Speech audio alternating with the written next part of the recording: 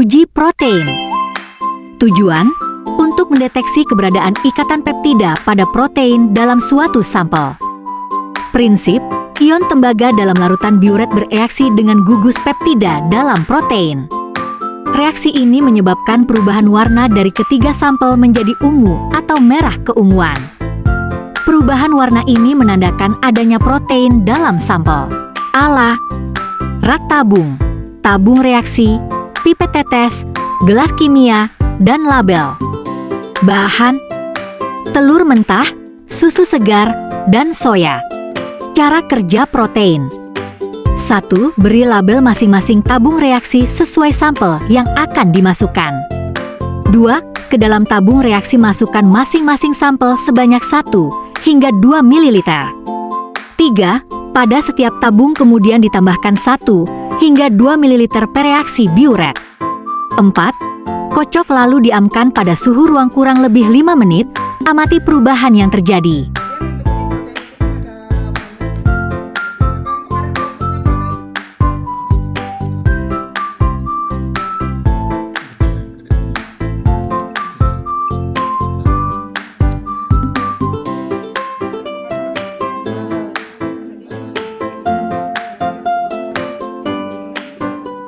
Reaksi kondensasi.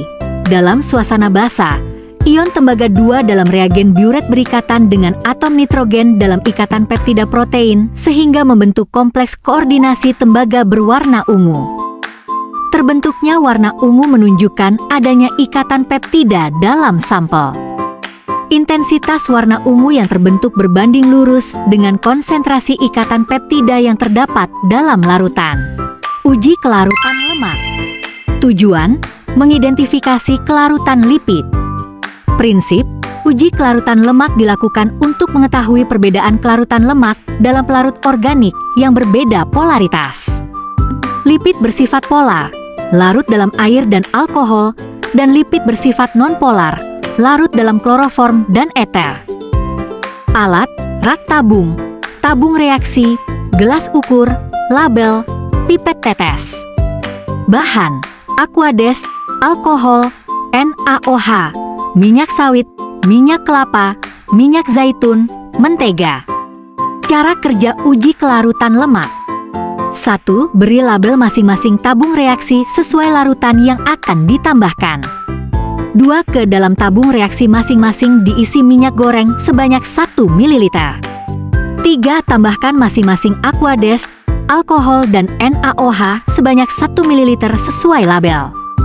4. Kocok tabung sampai bercampur, lalu diamkan selama beberapa menit. 5. Amati perubahan yang terjadi. Kelarutan lemak dalam suatu pelarut ditentukan oleh sifat polaritas asam lemaknya. Asam lemak yang bersifat polar cenderung larut dalam pelarut polar, sedangkan asam lemak nonpolar larut dalam pelarut nonpolar.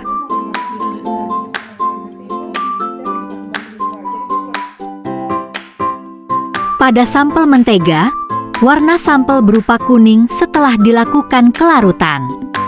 Didapatkan perubahan warna pada sampel yakni kuning keruh pada bagian bawah dan kuning pada bagian atas sehingga sampel teridentifikasi larut sebagian. Sampel minyak sawit pada awalnya berwarna kuning bening, setelah dilakukan kelarutan tidak terjadi perubahan warna pada sampel yakni putih bening pada bagian bawah dan kuning bening pada bagian atas sehingga sampel teridentifikasi tidak larut sama sekali dalam pelarut polar. Sampel minyak zaitun pada awalnya berwarna putih kemudian dilakukan kelarutan didapatkan perubahan warna pada sampel yakni warna kuning bening pada bagian bawah dan warna putih bening pada bagian atas sehingga sampel minyak zaitun teridentifikasi larut sebagian dengan pelarut polar. Sampel minyak kelapa pada awalnya berwarna putih bening, setelah dilakukan kelarutan tidak terjadi perubahan warna, yakni putih bening pada bagian bawah dan putih pada bagian atas sehingga sampel teridentifikasi tidak larut sama sekali dalam pelarut polar. Uji asam lemak bebas. Tujuan: menentukan kadar asam lemak bebas pada minyak.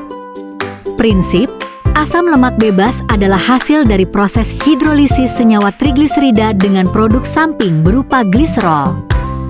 Parameter ini menunjukkan banyaknya asam lemak bebas dalam minyak. Kadar asam lemak bebas ditentukan melalui proses titrasi menggunakan NaOH. Alat, rak tabung, tabung reaksi, gelas ukur, Erlenmeyer. Label, hot plate. Bahan, alkohol, NaOH, minyak sawit baru, minyak sawit bekas atau minyak jelantah. Cara kerja uji asam lemak bebas. 1. Timbang minyak goreng yang baru sebanyak 14 gram, lalu masukkan ke dalam Erlenmeyer. 2. Tambahkan alkohol sebanyak 25 ml lalu panaskan pada suhu 40 derajat Celcius selama 5-10 menit. 3. Tambahkan indikator PP sebanyak 3 tetes. Lalu tambahkan tetes demi tetes larutan NaOH 0,1 mol sampai muncul warna merah jambu yang tidak hilang. Lakukan perlakuan ini sebanyak 3 kali.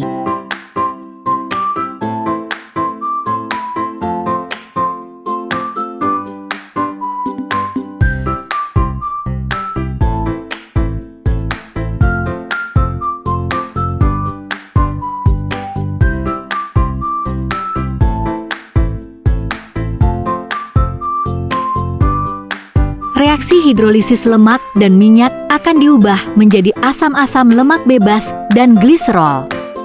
Asam lemak bebas merupakan hasil perombakan yang terjadi pada asam lemak akibat adanya reaksi kompleks berupa oksidasi dan hidrolisis pada minyak senyawa trigliserida dengan produk samping berupa gliserol. Kadar asam lemak bebas dikatakan normal atau aman jika tidak melebihi nilai kadar asam lemak bebas SNI, yaitu 0,30%. Uji bahan tambahan pangan. Tujuan: 1. Mengetahui perbedaan zat warna alami dan sintetik. 2. Mengidentifikasi bahan makanan yang menggunakan pewarna alami dan sintetis dengan cara mengamati perubahan warna yang terjadi. Prinsip kerja pada penelitian ini ekstraksi dengan isolasi dan absorpsi oleh benang wol. Alat, gelas kimia, batang pengaduk, pinset, hot plate, benang wol putih, lumping alu, termometer. Bahan, jajanan pasar berwarna mencolok, klepon ubi ungu dan bolu gulung, minuman aneka warna, jeruk dan blackcurrant, aquades, detergen.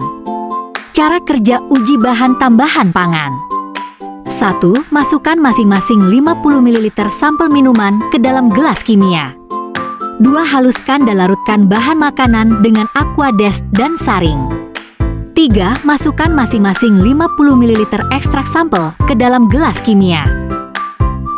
4. Timbang masing-masing 2 gram benang wol dan celupkan ke dalam masing-masing larutan sampel. 5. Lalu panaskan pada suhu 70 derajat Celcius selama 15 menit hingga warna sampel meresap pada benang. 6. Setelah warna sampel teradsorpsi pada benang, celupkan benang pada larutan detergen. 7. Amati perubahan yang terjadi.